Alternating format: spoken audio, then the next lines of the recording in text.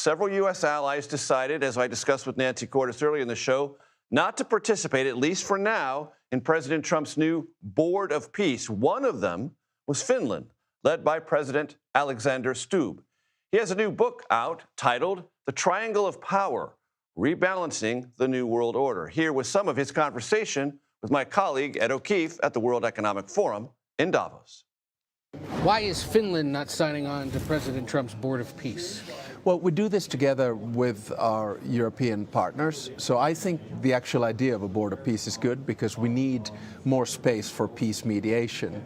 But there are probably two reasons why we can't sign on right away with our European allies. One is that this is an international organization, which basically then needs parliamentary approval. So, we are liberal democracies. We can't come here and say, okay, here's a statute. The other one is that we want to link it even more closely to the UN. So I think, for instance, that the Gaza Peace Board is based on a UN mandate, which is really good. So now we just need to make sure that some of the other mandates can be put into the UN as well. But we'll see what the other Europeans do and what we do together. I think it's a good initiative.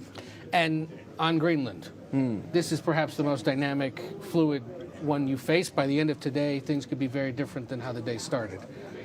What do you make of going from threats to concept of a plan to further confusion about whether we're negotiating someone's sovereignty or not? Yeah. Well, together with colleagues, we've been working on this issue for pretty much last weekend and this week. And I said from the beginning that we have three scenarios. We have a good scenario, a bad scenario, and an ugly scenario. The good scenarios was to get an off-ramp and find a process which moves us towards Arctic security. And I come from an Arctic country. We have the biggest Arctic military power in the alliance. We have 1 million Finns who have been trained militarily doing their service in Arctic conditions. Second, the bad option would be an increase in escalation on tariffs. And a third ugly one would be to say there's going to be a military takeover.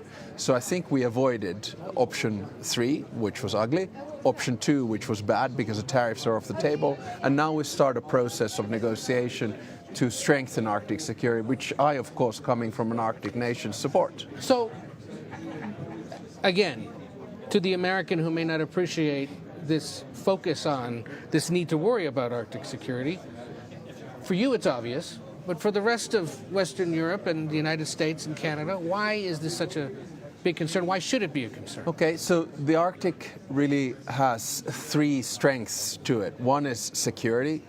Who kind of controls it? Because we're opening waterways. Second one is economy.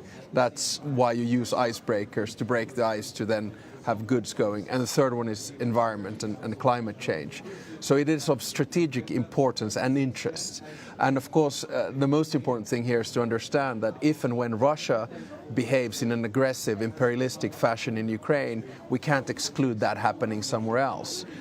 Then, of course, China is very interested in the economic waterways. So we need to have control of the area, and that's why it is of interest to all of us. Remember, there's 7 countries in NATO that are Arctic nations. The 5 Nordics, Canada, and the United States. And I think we should kind of forge an alliance inside the alliance to deal with Arctic issues together.